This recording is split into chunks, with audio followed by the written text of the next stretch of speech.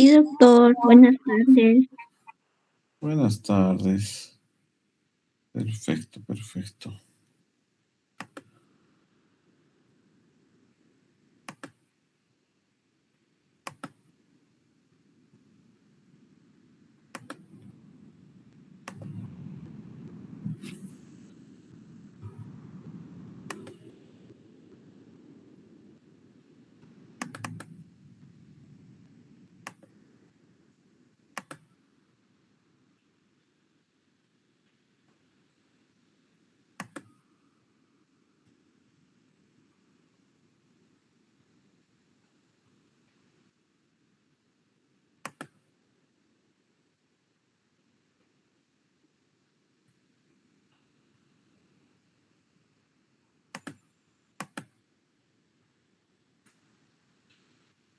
¿Pueden ver la pantalla, chicos?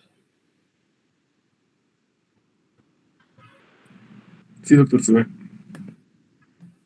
Perfecto. ¿Me escuchan bien, no? Sí. Muy bien. Vamos a empezar con el primer tema. Enfermedad trofobástica gestacional, que es llamado también, ¿no? El embarazo molar. Bueno, les voy a pasar la presentación, o sea que no se preocupen. Bueno, entonces, como definición decimos que es la degeneración hidrópica de las vellosidades corneales, ¿no? Entonces, esta es una definición muy exacta de lo que es una enfermedad trofoblástica gestacional, ya que también eso tiene mucho que ver con el estudio histopatológico, ¿no? Entonces, por eso se menciona que es una degeneración hidrópica de las vellosidades corneales, ¿no? Y ahí está, vean cómo se produce con la unión de los 23 cromosomas, ¿no? X y Y, en el cual el X va a haber una desactivación de los cromosomas maternos y va a haber una duplicación de los cromosomas paternos, ¿no? De tal manera que va a haber solamente una duplicación solamente de los cromosomas paternos, ¿no? Como vemos ahí, ¿no? Entonces hay una dispermia con la formación de 23X, 23Y, 23X, ¿no? Formando lo que es el 69XXY, con células triploides, ¿no? Que también puede tener cromosomas paternos y maternos, ¿no? Entonces, ¿qué es lo que sucede? Pues entonces, el trofoblasto normal, como vemos, ¿no? En el primer día, en el día 1 se produce la fertilización, ¿no? Luego las células de la granulosa se van dividiendo y en el día 3, pues ya se va a formar más que todo la mórula, ¿no? Fíjense, hay una mayor división celular y en el día 4 ya es lo que llamamos el blastocisto inicial. Cuando ya crece este espacio intracavitario, entonces en el día 8 vamos a denominarlo ya un blastocisto avanzado, ¿no? Fíjense que en el día 6 ya es el inicio de la invasión del trofoblasto, o sea, ya la implantación, ¿no? Y en el día 9 ya hay la formación del periodo lacunar, ¿no? Y hay mezcla de sangre, ¿no? Materna con la sangre materna. Entonces, fíjense como una invasión, ahí aparece el citotrofoblasto, ¿no? Y por dentro de esta está el mesodermo extraembrionario, ¿no? Más hacia afuera está el sincicio trofoblasto, ¿no? Ahí están las vellosidades primarias, secundarias, ya aparecen los capilares vellocitarios, ¿no? Y produciéndose ya la invasión. Bueno, entonces esta patología se produce principalmente en primigestas, ¿no? Y que sean añosas. Generalmente a partir de los 34, 35 años es más frecuente. Pero también se presenta en edades reproductivas extremas, generalmente pacientes menores de 20 años o mayores de 40 años. un nivel socioeconómico bajo que tiene que ver mucho con la dieta, ¿no? Y dieta que sea baja en proteínas, que no haya consumo de ácido fólico y beta-carotenos. Y tiene que ver también mucho los factores genéticos, ¿no? Se menciona que si hay antecedentes familiares de embarazos molares puede aparecer en un 50%, ¿no? Y si en la paciente también ha habido casos de mola previa, puede también la paciente presentar la mola, el embarazo molar. Muy bien, entonces nos vamos a la clasificación y ahí está, ¿no? La clasificación del embarazo molar, que está la mola hidatiforme, la mola completa, la parcial y la invasora. Entonces tenemos la enfermedad trofoblástica persistente, en este caso ya no es molar, ¿no? Y luego ya tenemos, podríamos decir que ya son los malignos, en el cual tenemos el coriocarcinoma, el tumor de citoplacentario y el tumor trofoblástico epiteloide, que vamos a ver las características. Muy bien, empezamos con la mola hidatiforme completa, ¿ya? Y bueno, como habíamos dicho, hay dos tipos, ¿no? La completa y la parcial. Fíjense, en la completa solamente va a haber esa degeneración hidrópica de las vellosidades coriales, mientras que en la parcial, pues también hay tejido embrionario, ¿no? Muy bien. Bueno, entonces, empezando con lo que es la mola completa, en relación a lo que es la diferenciación principal, es histológica. Entonces decimos, como ya sabemos la definición, degeneración hidrópica de las vellosidades coriales. Hay una proliferación exagerada de lo que es el trofoblasto, con hipovascularización vellositaria, pero lo principal, por eso decimos completa, que es la ausencia de los tejidos fetales, ¿no? Entonces forman cuando un óvulo vacío es fecundado por un espermatozoide haploide. De esta manera duplica su material genético. Entonces, en los estudios citogenéticos vamos a tener un cariotipo 46XX en un 90% y en un 10% un cariotipo 46XY. Entonces, estos cromosomas molares son de origen paterno. Y el mecanismo, pues hay una haploidea diandrítica, una dispermia diandrítica, ¿no? Que tiene que ver mucho con la multiplicación de las vellosidades coriales. Entonces, en esta mola completa va a haber una alteración en todo el tejido trofoblástico, ¿no? Puede ser difusa, pero generalmente esta es completa. Va a haber una proliferación excesiva, ¿no? Tanto del citotrofoblasto como del sincicio trofoblasto. Es decir, que va a haber una hiperplasia de todo lo que es el trofoblasto. Y estas van a formar unas vellosidades coriales que los patólogos la denominan que es en forma de cisternas, ¿no? Entonces, lo principal, como decimos, no tiene tejido embrionario o fetal, ¿no? Y esta está caracterizada por un pleomorfismo nuclear aumentado.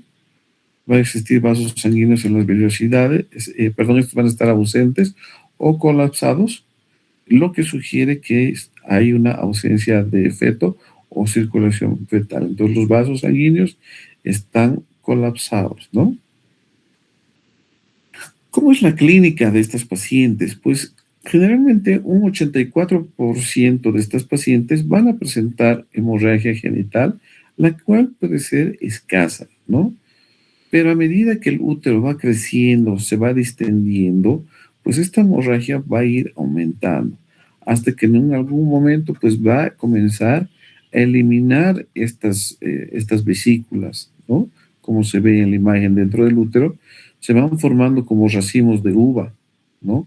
Entonces todo eso posteriormente es expulsado.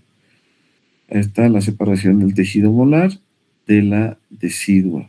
Hay retención de sangre que tiene volúmenes grandes, ¿no? Entonces esto va sobredistendiendo el útero.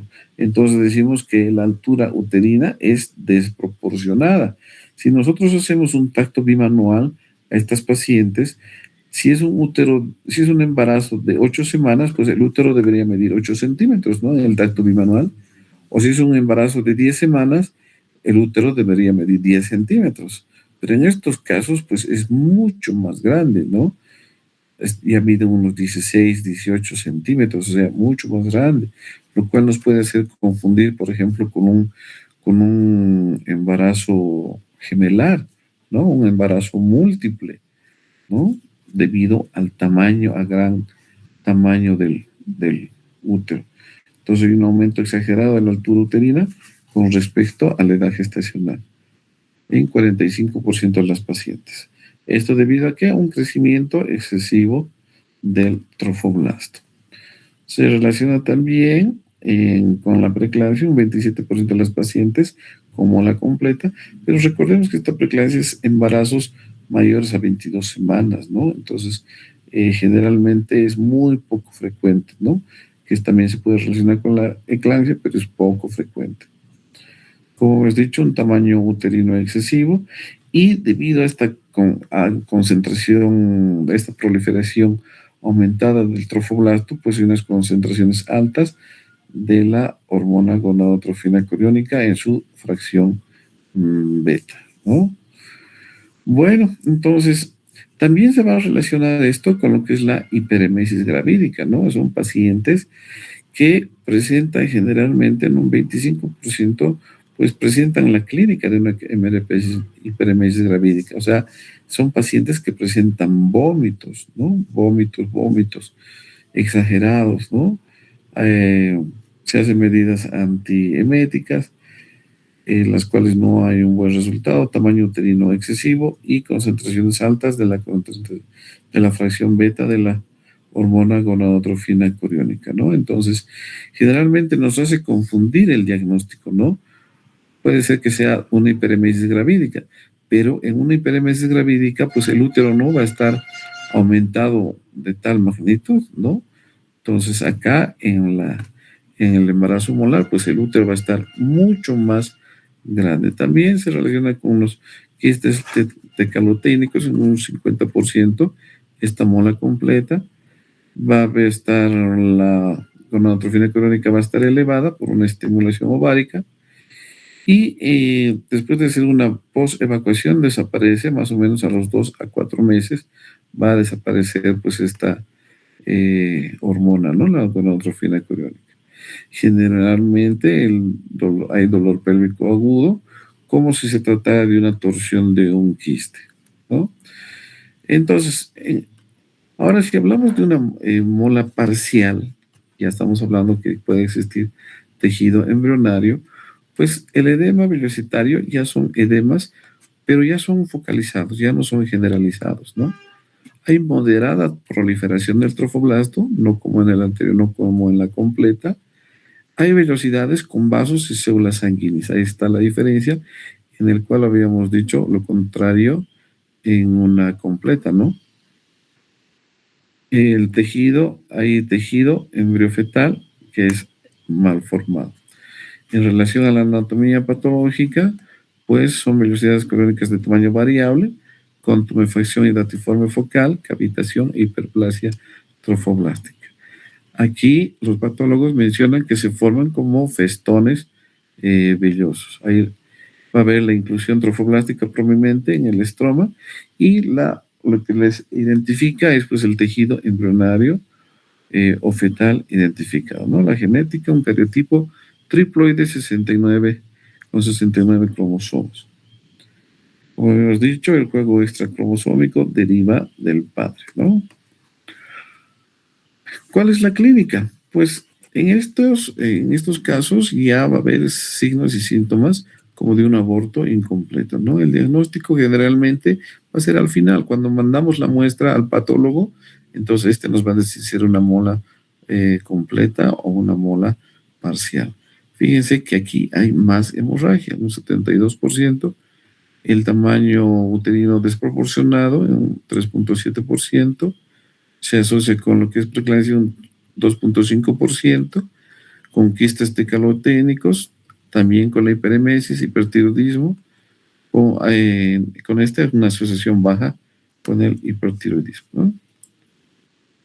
La evolución natural de la mola completa, entonces, después de una evacuación, sabemos que el tratamiento que vamos a hacer es una evacuación, ¿no? Entonces, puede haber una invasión uterina local en un 15% de las pacientes y puede haber también una metástasis en un 4%. Entonces, nosotros estas pacientes, siempre que diagnosticamos, antes de hacer el AMEO, nosotros tenemos que pedir como norma la fracción beta de la hormona gonadotrofina coriónica, pero cuantitativa, no cualitativa. Recordemos que una cualitativa nos dice positivo o negativo, ¿no ve? Un test de embarazo. Eso es un cualitativo. Pero nosotros necesitamos un cuantitativo antes de realizar la evacuación de este embarazo molar. Entonces, si esta HCG es mayor a 100.000 miliunidades por ml, podemos decir que es un embarazo de alto riesgo, ¿no?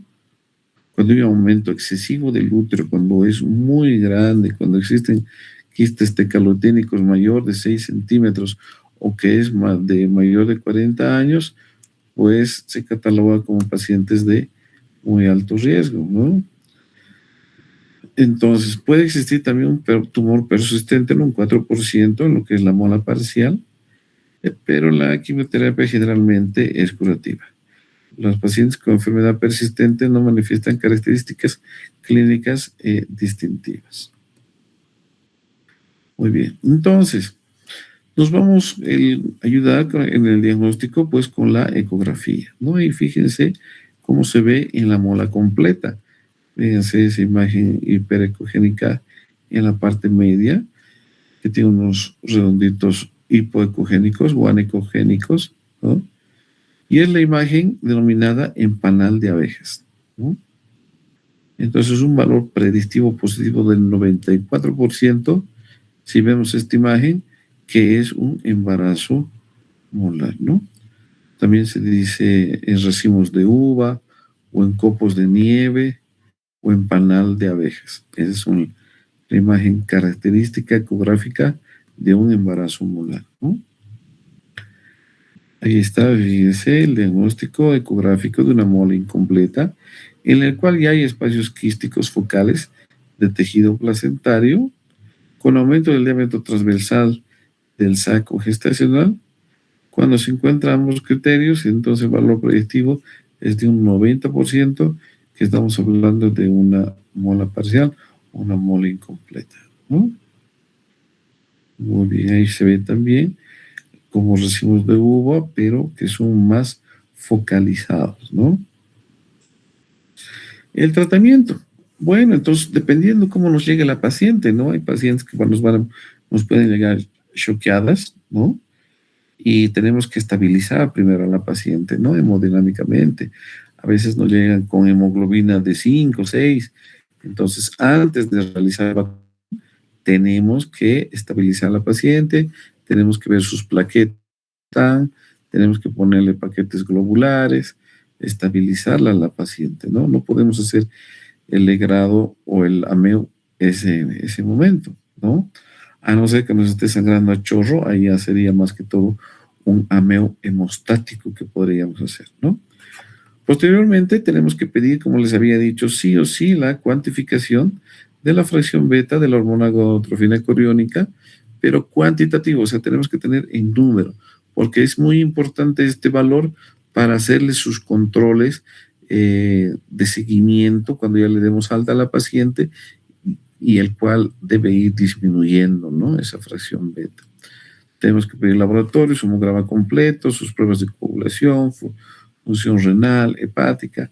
Siempre debemos pedir una rayos X, una PA de tórax, siempre, para ver si no existe metástasis, ¿no? Y posteriormente, una vez que ya está estabilizada, ya tenemos los laboratorios y todo, ya tenemos el consentimiento informado, entonces vamos a realizar lo que es el ameo, ¿no? El legrado por aspiración. Muy bien. Entonces, generalmente nos vamos a ayudar también con oxitocina, podemos poner en la solución, ¿no? En una solución fisiológica de 1000, podemos ponerle 20 hasta 40 unidades de oxitocina para que nos ayude a contraer. Por otra parte, también podemos usar la ergometrina, ¿no? Que nos va a ayudar a contraer mucho mejor el útero, ¿no? Ahora, si es que no estuviera dilatado el cuello, pues tendríamos que utilizar el misoprostol, ¿no? Generalmente estamos a 600, 800 microgramos vía vaginal, ¿no? Es decir, 3 o 4 tabletas. Cada tableta viene de 200 microgramos. Entonces colocamos unos 600 microgramos para que se dilate el cuellito y posteriormente podamos realizar el ameo por aspiración, ¿no? Entonces, el objetivo es que a medida que nosotros realicemos la evacuación, tiene que haber una contracción del útero, ¿no? Una disminución del tamaño y así controlando también la hemorragia, ¿no? Entonces, generalmente, como sabemos, ¿no? El ameo se puede realizar hasta las 12, máximo 14 semanas, porque después si el útero es más grande, pues no va a poder aspirar la jeringuita, la cánula, ¿no? De la jeringa de carro. Y fíjense cómo se coloca la mano en el fondo uterino y a veces tenemos que usar pues, el legrado también en caso de que el útero sea mucho más grande, ¿no? Bueno, si la paciente presenta bastante hemorragia, pues y tiene mayor a 40 años, ya tiene una vida obstétrica resuelta, es decir, ya tiene una paridad satisfecha, ya tiene 3, 4 hijos, ¿no? Entonces podemos hacer ya la histerectomía, ¿no? Que es la ectomía del útero, ¿no? Este procedimiento va a reducir el riesgo de secuelas postmolares malignas con un riesgo residual al 3 al 5%. Muy bien, y en relación a la anticoncepción, que tenemos que hacer durante el periodo de vigilancia, es decir, en sus controles posteriores cuando ya le demos alta, pues no es recomendable que le demos el DIU, ¿no? Es un útero que está distendido, friable, entonces no sería aconsejable un dispositivo intrauterino. Más bien, podemos recomendar los anticonceptivos hormonales, los cuales pueden ser orales o inyectables, ¿no? Y estos anticonceptivos hormonales no aumentan el riesgo de una enfermedad trofoblástica postmolar. Muy bien. Hasta ahí, entonces, ahora vamos a hablar de lo que son ya la mola invasiva, ¿no? Cuando ya invade el miometrio o sus vasos por estas células del citotrofoblasto o del sincicio trofoblasto. Entonces, en estos casos va a persistir las vellosidades placentarias, constituyen un 15% de los tumores del trofoblasto. Raramente producen metástasis, pero sí pueden producir pues perforación del útero, ¿no? Por esta invasión del miometrio, bastante hemorragia y además de infecciones. Entonces aquí tenemos el coriocarcinoma, ¿no? Que es una hiperproliferación del trofoblasto, una ausencia del patrón velocitario y puede haber sectores de necrosis y hemorragia, ¿no? Es una neoplasia epitelial pura, una proliferación atípica del cito y del sincicio trofoblasto con ausencia de velocidades coriales. Esta sí va a producir metástasis sistémica temprana a órganos vecinos y la quimioterapia está claramente indicada cuando no es diagnosticada histológicamente. Entonces, fíjense las metástasis que van a producir.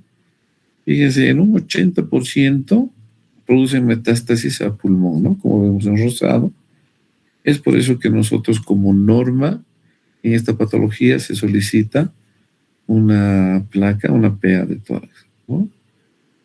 Luego también se puede extender a vagina, a pelvis, en un 20% y a cerebro en un 10%. El diagnóstico diferencial dependerá si se ha producido metástasis o no y en qué órganos, ¿no? Puede aparecer también como una obstrucción biliar, un coriocarcinoma ovárico, cáncer de vejiga. y también hay que hacer un diagnóstico diferencial con lo que es el embarazo, ¿no? Entonces, este cuadrito es muy importante que lo tienen que tomar en cuenta cuando citamos a las pacientes para sus controles, ¿no? Fíjense en la parte de abajo que son las semanas post-evacuación. Entonces, vamos a hacer control, por ejemplo, al mes, ¿no? A los 2 meses y medio, ¿no? En el cual tiene que ir reduciendo a la izquierda todos esos numeritos que son la fracción beta de la hormona gonadotrofina coriónica. Entonces, fíjense, si hacemos una relación a las 5 semanas posterior a la evacuación, si solicitamos, tiene que estar alrededor de 100.000 unidades, ¿no? Fíjense que a las 10 semanas ya debe estar en 100.000 unidades, unidades internacionales por ml, la fracción beta, ¿no? Entonces, importante, porque si va a seguir alto esta fracción beta, entonces ya tendríamos que estar pensando en una invasión del miometrio o tal vez en un coriocarcinoma, ¿no? Gracias. No sé si hay preguntas, chicos.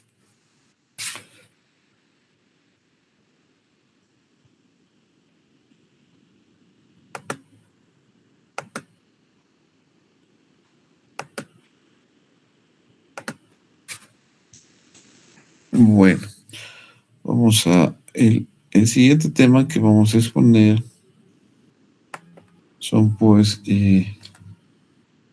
lesiones precursoras, ¿no?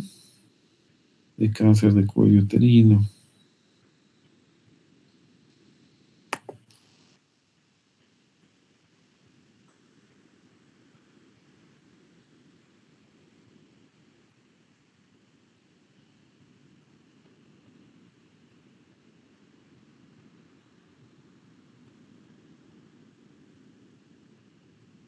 ¿Tienen alguna otra clase, chicos?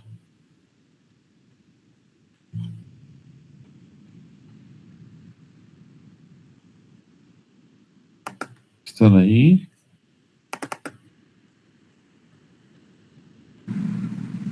Doctor, buenas tardes. No tenemos otra clase. ¿Puede dar también la otra teórica, por favor? Perfecto.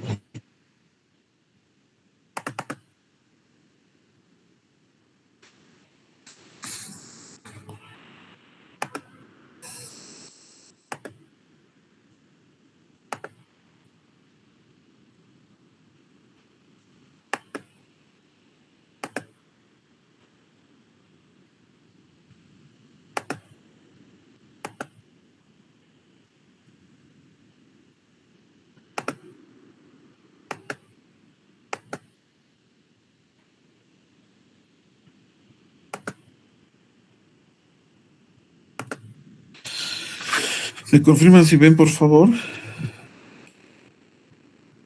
Sí, doctor. Perfecto. Bueno, entonces vamos a hablar de lo que son lesiones precursoras de cáncer de cuello uterino, ¿no? Como ya sabemos, pues el cáncer de cuello uterino está relacionado con el HPV, ¿no? Con el papiloma virus humano. Entonces, a manera de introducción, podemos decir que en 1842 ya se observaba que las mujeres con cáncer de cuello uterino generalmente se presentaba en mujeres casadas de Florencia, pero era muy raro que se presente entre monjas. Entonces, ahí ya existía un dato de que podría ser en relación con relaciones sexuales, ya que solamente pues, presentaban mujeres casadas. Entonces ya se pensaba en un agente transmisible sexual, ¿no? Es así que en la carcinogénesis cervical, pues, se van a identificar bastantes serotipos de etiología viral, ¿no? En 1907 ya se identifica como etiología viral de lo que son las verrugas. En 1940 ya se identifica lo que es el HPV. Del HPV ya directa con el CA cervical en relación con datos epidemiológicos, ¿no? Entonces decimos que es la neoplasia más frecuente en el mundo y más letal. Cada año hay un diagnóstico de 500.000 casos nuevos y hay más de 250.000 muertes por este cáncer de cuello uterino, ¿no? Bueno, entonces entre 1980 y 1990 ya se hace pues en base al PCR la causalidad de bases biológicas de este HPV, ¿no? Y se encuentra que el más frecuente en lo que era el cáncer de cuello uterino se encontraba el serotipo, el 16, que era el más frecuente, y el 18, que era el más oncogénico. Entonces es una enfermedad venérea a consecuencia de secuelas de las infecciones por genotipos del HPV. Y en 1993 ya se identifica lo que es la vacuna cervical, ¿no? Entonces, podemos decir que el HPV entonces no solo va a producir pues el cáncer de cuello uterino, ¿no? También puede producir tumores de vagina, de vulva, va a producir los condilomas acuminados, ¿no? Generalmente el 9 y el 11. El 5 y el 8 van a producir cáncer de piel, que es el epidermoide displasia perruciforme, ¿no? Entonces, hay más de 150 tipos de HPV. Dentro de cada uno de estos tipos hay más de 100 variantes o subtipos de HPV, ¿no? Y estos van a modificar su DNA y estos los van a clasificar de acuerdo a esta modificación del DNA en alto y bajo riesgo, ¿no? Entonces, fíjense en la cantidad que puede haber de variantes o subtipos de HPV, si hay más de 150 y de cada uno de estos hay más de 100 variantes, ¿no? Entonces, hay una infinidad de subtipos del HPV. Bueno, entonces en relación a su modificación de su DNA, entonces se clasifican en bajo riesgo, riesgo mediano y alto riesgo. Entonces el de bajo riesgo, ahí está el 6, el 11, el 41, 42, 43, 44. Como hemos dicho, el 6 y el 11 principalmente que van a producir los condilomas acuminados, ¿no? El riesgo medio, 31, 33, 35, 39. Y alto riesgo, que como habíamos dicho, ¿no? El 16 y el 18, que son los principales que se encuentran. Pero también tenemos los de alto riesgo potencial, que son el 26 y el 53. En relación a la estructura del HPV, entonces decimos que este tiene una doble cadena de DNA circular con más de 8.000 pares de bases, tiene una cápside proteica icosaédrica, no pueden ser cultivados y tienen un epitelio polistratificado maduro, ¿no? Bueno, entonces, una vez que este HPV, la mujer va a tener contacto con este HPV, pues primeramente va a haber una infección, ¿no? Y generalmente tiene que ver mucho los factores de riesgo, ¿no? Para ver si esta paciente se va a infectar o no. Generalmente, como sabemos, este virus va a ingresar por el epitelio de transición, ¿no? Entre el epitelio columnar y el epitelio plano, ¿no? Entonces, es una mujer que tiene generalmente bastantes o frecuentes infecciones vaginales, ¿no? O que tal vez tiene múltiples parejas. Entonces, pues o también, por ejemplo, deficiencias dietéticas, entonces, o enfermedades inmunitarias, pues va a estar lesionado, podríamos va a estar disminuido su sistema inmune, por lo cual más fácil podría producirse una infección, ¿no? Por el HPV, ¿no? Entonces, posteriormente va a haber un periodo de incubación, en el cual puede ser de 1 a 8 meses, y luego ya se puede presentar la primera lesión. Y esto tiene que ver, como hemos dicho hace un momento, mucho con la respuesta inmunitaria, ¿no? Entonces, dependiendo de esta respuesta inmunitaria, pueden pasar años o meses, ¿no? Dependiendo si existe, como hemos dicho, principalmente enfermedades que tengan que ver con el sistema autoinmune, ¿no? Generalmente, entonces, si es que va a estar disminuida la respuesta inmunitaria, no va a haber un crecimiento activo, que puede ser en unos 3 a 6 meses, ¿no? Entonces va a haber una contención del huésped de unos 3 a 6 meses y aproximadamente en 9 meses va a haber ya un estadio avanzado, ¿no? En el cual, otra vez recalcamos, es la respuesta inmunitaria que hace variar esto en meses o años, que puede haber una revisión clínica sostenida o una enfermedad persistente o recidivante, ¿no? Que nosotros ya somos los encargados de identificar estas lesiones que son las llamadas lesiones precursoras del cáncer de cuello uterino, ¿no? Y esto tiene que ver mucho con lo que les enseñamos nosotros, que es el Papa Nicolau y el IVA, ¿no? Muy bien.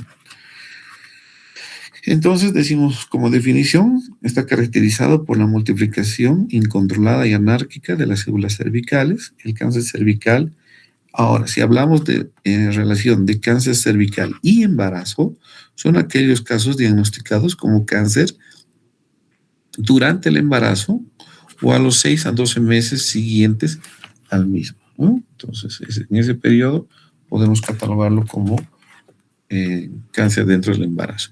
La epidemiología es una segunda causa de muerte por cáncer a nivel mundial en mujeres, con un estimado de 500,000 nuevos casos por año, y hacia los años 90 la incidencia era 1 por cada 10,000 embarazos que se presentaba este cáncer de cuello uterino ya en los embarazos, ¿no? ¿Cuáles son los factores de riesgo? Principalmente, ¿no? La infección cervical por el HPV, ¿no? Entonces, generalmente el varón es el portador asintomático de este HPV y puede, pues, producir la infección a una mujer en la cual, pues, si está debilitada esta zona de transición en el cervix, pues va a producir ya la infección por este HPV, ¿no? También como factor de riesgo tenemos la infección cervical por el virus, por el herpes tipo 2. Otro factor de riesgo es el primer coito antes de los 17 años, primer embarazo antes de los 20 años, paridad elevada, ¿no? Muchos hijos, multiparidad, y pareja sexual de alto riesgo, ¿no? Que cuando la pareja tiene múltiples parejas, entonces una pareja de alto riesgo. Pero también hay factores protectores, como son los métodos de higiene personal, ¿no? Que incluyen la prevención y tratamiento de las vaginitis, la cervicitis, el uso habitual del preservativo, ¿no? Fundamental para que no haya contacto con el HPV, una dieta balanceada rica en vitamina C, vitamina E y ácido fólico. Ahí está repetida esta, que son la clasificación de los HPVs, ¿no? Muy bien, entonces una vez que se instale, este HPV, se puede, pues, puede existir una difusión por continuidad, contigüidad o vía linfática, ¿no? Entonces, continuidad nos referimos cuando es el cuerpo uterino, la vagina. Por continuidad, ya cuando se va a extender hacia los parametrios, la vejiga, el recto, y una vía linfática, generalmente retroperitoneal, que está en relación con los vasos linfáticos ilíacos internos, externos, comunes y obturadores, los paraórticos y además los inguinales. Muy bien, entonces, ¿cuál es la clínica de estas pacientes? Generalmente, pues, estas se van a producir en un pico de edad entre los 45 a 50 años, ¿no? En el cual va a haber un sangrado vaginal anormal, poscoital y además intermenstrual, que no tiene nada que ver con su menstruación, ¿no? Y generalmente la paciente nos indica, ¿no? Que cuando tiene relaciones sexuales, pues tiene estos sangrados. Va a haber un flujo vaginal claro, persistente, pero el cual es fétido. Cuando ya esté avanzado, pues hay una presión pélvica y un dolor pélvico, ¿no? Y los hallazgos físicos que vamos a encontrar al examen ginecológico depende de los estadios, ¿no? Entonces, como hemos dicho, este cáncer de cuello uterino se va a desarrollar a partir de lesiones precursoras, ¿no? Y estas son las que denominamos las lesiones intraepiteliales, ¿no? Las LIE, ¿no? Esta es las LIE de bajo grado y las LIE de alto grado, que es la última clasificación que se maneja a partir de los 90, ¿no? Que es la clasificación de Bethesda, ¿no? Entonces son las LIE, que antes, por ejemplo, el LIE de bajo grado incluía a lo que es la neoplasia intracervical, tipo 1, o sea, al NIC 1, ¿no? Y el LIE de alto grado actualmente, pues, incluye a lo que es la neoplasia intracervical, grado 2 y grado 3, y además del cáncer in situ, ¿no? Bueno, entonces, para entender esto un poquito, tenemos que recordar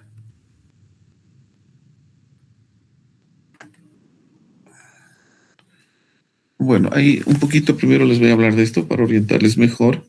Fíjense que a los años 49 a 69 se hablaba primero de las displasias, ¿no? Del HPV. Y era una displasia, producía una displasia leve, moderada, grave y el carcinoma in situ, que era lo que se denominaba antes. A partir de los 70 hasta los 89 cambia esto, ¿no? Entonces ya de la displasia leve y ahora es la neoplasia intracervical, que es el NIC 1, la moderada es el NIC 2 y la displasia grave y el cáncer in situ ya era el NIC 3, ¿no? Pero como les decía, a partir de los años 90, la clasificación actual que manejamos es la clasificación de Bethesda, en la cual tenemos los SIL o los LIE de bajo grado y los SIL o LIE de alto grado. Y como vemos, un SIL de alto grado corresponde a un NIC 1 y un alto grado corresponde a un NIC 2 y un NIC 3. Entonces esa es la historia más o menos de lo que se manejaba. Ahora bien, nosotros cuando ustedes vamos a esto es muy importante para nuestra práctica de cuando hacemos los ECOES, ¿no? Cuando nosotros tomamos el Papa Nicolau, si bien vamos a tomar de una manera correcta, pues luego nos va a llegar el informe del patólogo, ¿no? Del Papa Nicolau. Entonces nos puede decir el Papa Nicolau que no hay nada, que todo está normal. O nos puede decir un LIE de bajo grado, o tal vez un patólogo antiguo nos va a reportar como NIC 1, o tal vez nos puede reportar otro resultado que puede ser un LIE de alto grado, que puede corresponder a un NIC 2 o NIC 3, ¿no? Entonces, ¿cómo nosotros vamos a interpretar qué significa un LIE de alto grado o un LIE de bajo grado? Entonces, para esto, chicos, tenemos que entender las capas del exocervix, ¿no? Y fíjense ahí donde dice zona de transformación, ¿no? Es toda esa zona de transformación. Y vamos a ver a la derecha, todos esos redonditos son pues el exocervix, ¿no? Entonces tenemos que dividir en lo que es un estrato, una capa superficial, una capa intermedia. Vamos a ver si se ve mi cursor. Bueno, entonces aquí sería una capa superficial, con una intermedia, una capa parabasal, una capa basal, y esta línea negra que sería la lámina basal. Entonces todo esto es el exocervix, ¿no? Ahora bien, ¿qué significa si el patólogo nos dice que hay un NIC 1, ¿no? Entonces nos está diciendo que hay células alteradas, ¿no? Que están a nivel, que está ocupando las capas más profundas en este caso. Entonces estaría ocupando, digamos, la basal y la parabasal, ¿no? Eso sería un LIE de bajo grado o un NIC 1. Ahora bien, un NIC 2, un NIC 3, no había un límite exacto, por eso se une en uno solo, que es ahora denominado LIE de alto grado. Y un LIE de alto grado, entonces ya está afectando la capa basal, parabasal, la intermedia y la superficial, ¿ya? Entonces eso que quede claro cómo determinamos qué es un LIE de bajo grado y qué es un LIE de alto grado, ¿no? Y luego vamos a hablar del cáncer in situ. ¿Qué es el cáncer in situ? El cáncer in situ es cuando estas células alteradas con un núcleo grande se van a situar a nivel de la lámina basal, en esta línea, ¿no? Entonces, cuando ya están invadiendo, ya ha invadido, como en este caso, la lámina basal, estaríamos hablando de un cáncer in situ, ¿no?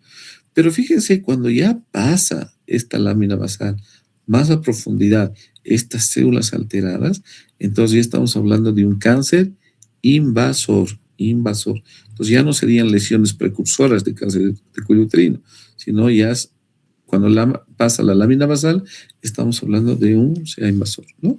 Espero que me hayan entendido esa partecita que es fundamental para que puedan entender, ¿no?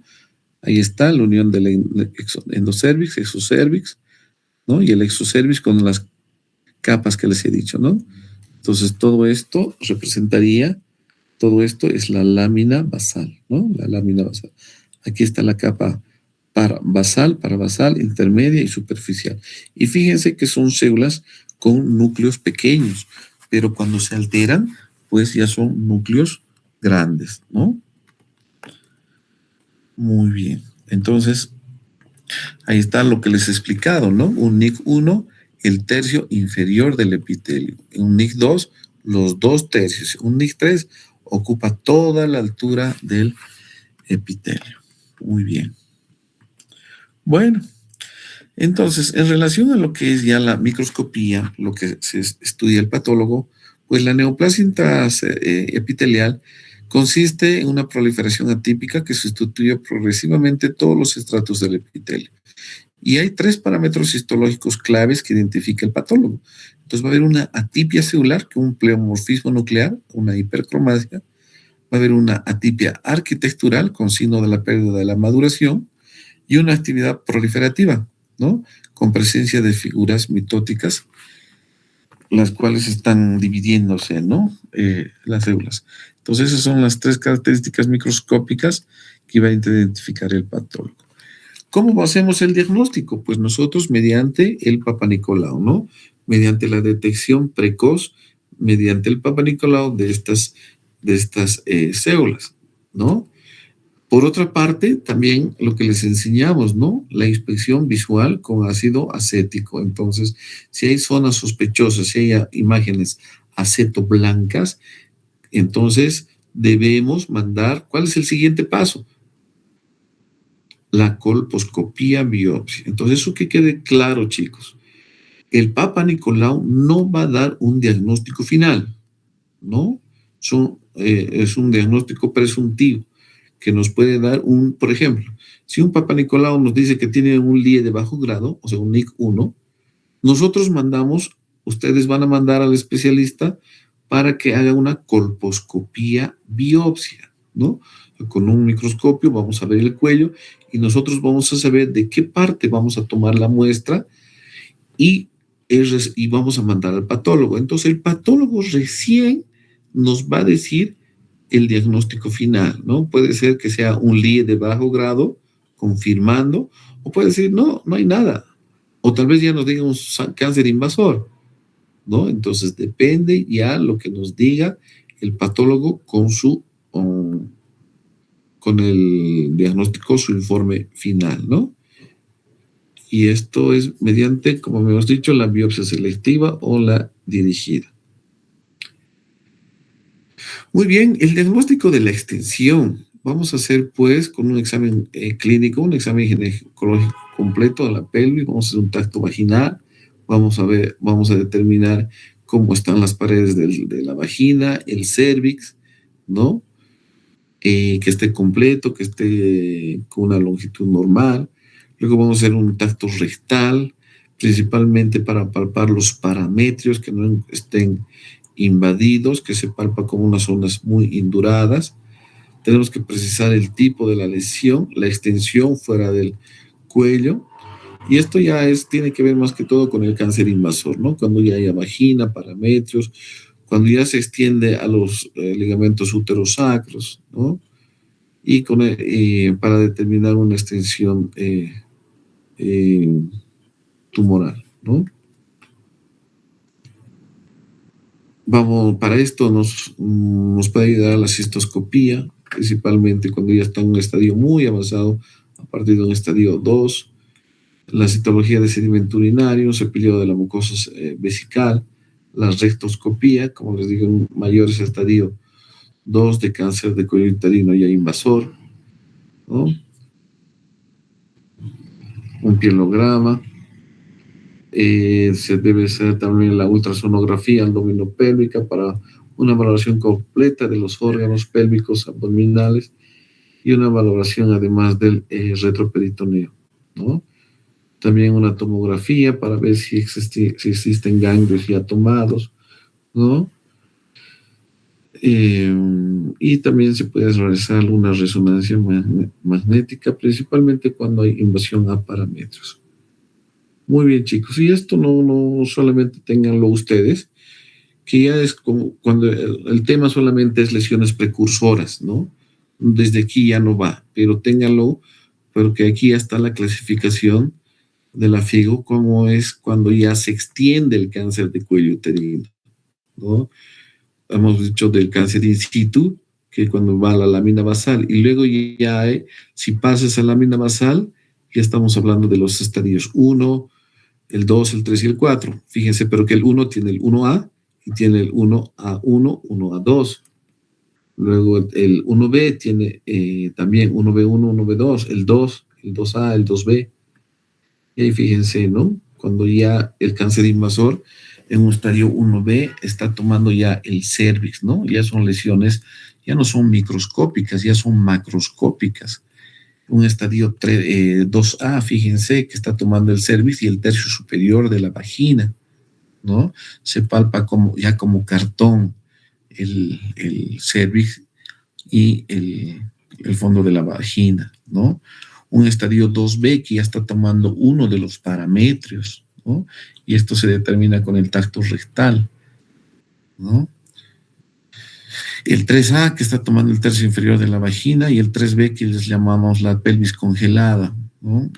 Ahí está afectando ya, fíjense, el 3A, el tercio inferior de la vagina, ¿no? Un 3B que ya está afectando que llega hasta la pared de los parámetros de uno o ambos, ¿no? Y esto es lo que llamamos ya la pelvis congelada, ¿no? Fíjense, uno o ambos parámetros, ya está tomando todo el parámetro. Y aquí tenemos pues ya ya que está, fíjense, ya ha tomado vejiga, ya está tomando recto, ya hay metástasis, y un 4B que puede ser ya a distancia, ¿no? Generalmente a pulmones. Muy bien, entonces la sobrevida a 5 años en un estadio 1 es un 75 a 90%, ¿no? Puede llegar a los 5 años de vida. Y va bajando, ¿no? Un estadio 2 en un 50 a 70%, nomás ya va a tener sobrevida a los 5 años. Y fíjense, en un estadio 4, realizando los tratamientos, se tiene que realizar una cirugía donde se tiene que extraer un vaciamiento ganglionar, extraer órganos vecinos. Entonces ya es mucho más complicado, ¿no? Muy bien. Muy bien, chicos. Entonces, la última parte, como les digo, no es tan importante para ustedes, pero ténganlo para que ya cuando hablemos de cáncer invasor. Pero toda la primera parte tiene que ver con lo que son lesiones precursoras de cáncer de cuello uterino. ¿Alguna pregunta, chicos?